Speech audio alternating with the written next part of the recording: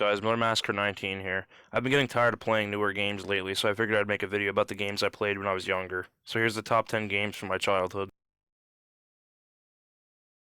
Lego Star Wars The Complete Saga. The reason this is my number 10 is because when I was younger in like early elementary school, I was into nothing but Star Wars and Legos, so this game was perfect for me. It has all the movies in it at the time, 1 through 6. Sorry, no shitty Force Awakens or any other new movies. Or Rey. Even though she's hot, I really don't think she's that good of a character, but anyways.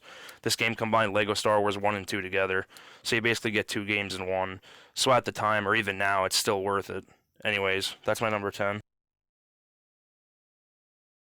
Number 9 is Smackdown vs. Raw 2007. This game wasn't my first wrestling game, but it's the one I remember playing the most. I remember thinking the roster was really good. It's not as good as I remember it, but good enough for me. I still think the soundtrack is the best out of all the wrestling games, and the gameplay was great at the time. And this was another thing that I found that I liked as a kid, pro wrestling. For being in elementary school, talking about wrestling at the lunch table with all my friends, but after elementary school, nobody was into it anymore because they found out it was fake. I was still into it. I didn't care. Just had to keep it to myself after elementary because no one was into it anymore. Number 8 is Star Wars The Force Unleashed, the first one. Anyone who was into Star Wars was into this because the trailers were crazy. They showed Darth Vader, the Emperor, they showed all the Force powers you could do, lightning, Force push, Force choke, Force grab, it was insane. And at the time of the trailers, no one knew who could do all these powers. It was my favorite Jedi/Sith of all time, Starkiller.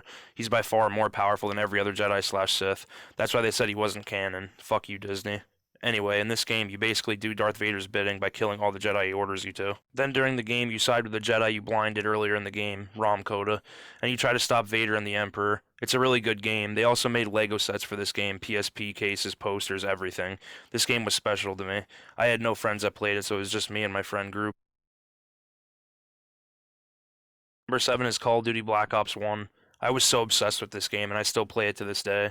The campaign is one of the best out of all the Call of Duty campaigns. It takes place during the Vietnam War, and it has very good characters like Mason, Hudson, Weaver, Woods, Bowman, played by Ice Cube. So the characters are crazy. The story of it is too. I don't want to spoil it in case someone didn't play it for some reason, so all I'll say is Mason gets interrogated the whole game by someone I can't say, because it'll spoil it, and you play through Mason's memories to help figure out what the numbers mean. It's a really good campaign. The multiplayer is good too. I didn't play it much as a kid because I didn't have internet. It's good though. It has memorable maps like Nuketown and Array, memorable guns like Commando and the FAMAS. And this game also has my favorite mode, Zombies. And this game has the best zombies in my opinion. It has maps like Kino der Toten 5, Ascension, Moon, and my favorite, Call of the Dead. It also has a really good cast of zombie characters, the classic four, Dempsey, Takio, Nikolai, and Richtofen. And it also has the other crew of actors, Danny Trejo from Machete, Michael Rooker from The Walking Dead, when it was good, Sarah Michelle Gellar from I Saw What You Did Last Summer, and Robert Englund from Nightmare on Elm Street.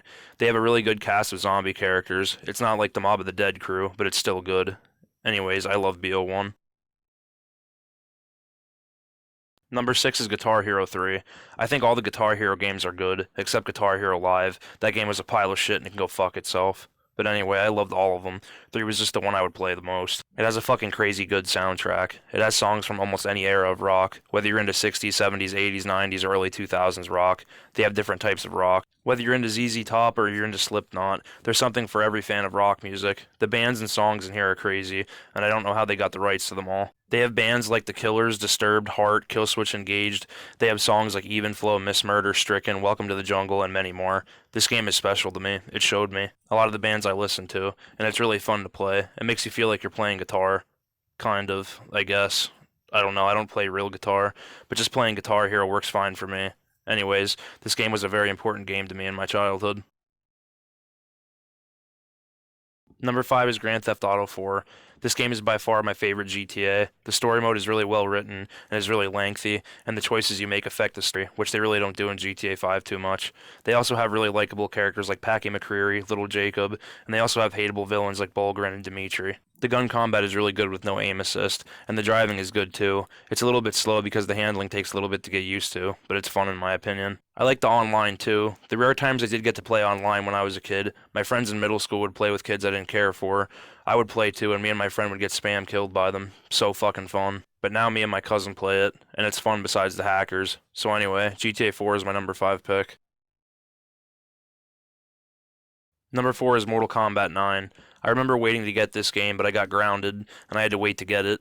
and I would have to play it over at my friend's house until I got it, and I remember loving everything about the game. The fatalities are really bloody and still hold up. The characters are really good in the game. My favorite characters from it are Stryker, who I think needs to make a comeback. That's a very unpopular opinion, though. Johnny Cage and Cabal. I also liked how they weren't shy about showing off female characters' bodies. They had outfits where they'd show off their tits and ass. I can't show it on YouTube, but I wish that would make a comeback. But the way the world is now, it won't, but I can hope.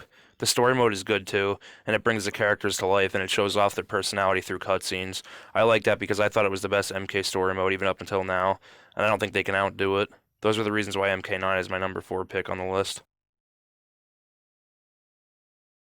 My number 3 pick is Red Dead Redemption. I played the shit out of this game. The characters make the game. John Marston, Abigail, Jack, Uncle, and Ross. John and Ross are the most important characters of the game. John is a former member of the Vanderlyn gang and is trying to leave that life behind. Ross is a Pinkerton, and he won't just let John live peacefully. He holds his family hostage until John hunts down and kills, or in some cases brings them the last surviving members of the gang. After John does this for them, he gets his family back. But then at the end of the game, they attack John and his family. John tells his family to go, and then he meets his fate, knowing his family will be let go, and they just want him, so he just faces his fate and gets shot down by the government. Then a few years later, John's son Jack avenges John, and oh yeah, Uncle died too in the firefight. So anyway, Jack avenges John and Uncle by shooting Ross and killing him. It's a very good story. Me and my one friend were really into Red Dead when I was younger. We would always play it at his house, and now me and my cousin still play it online. But like GTA 4, there's nothing but hackers. But other than that, this game is great, and another important game in my childhood list of games. My number 2 pick is Army of Two. This game was always played when my friends would come over. It's a really good co-op shooter. The characters are Rios, who I always play as, and Salem. They are both very good characters, and they play like they're best friends in the game too. You can high-five and even co-op air guitar. The gameplay is fun too. It's basic but fun. It relies around aggro and using cover. It really makes you use teamwork, and the story is really good too. They work for this Dalton guy for years, and then they discover him working for the enemy.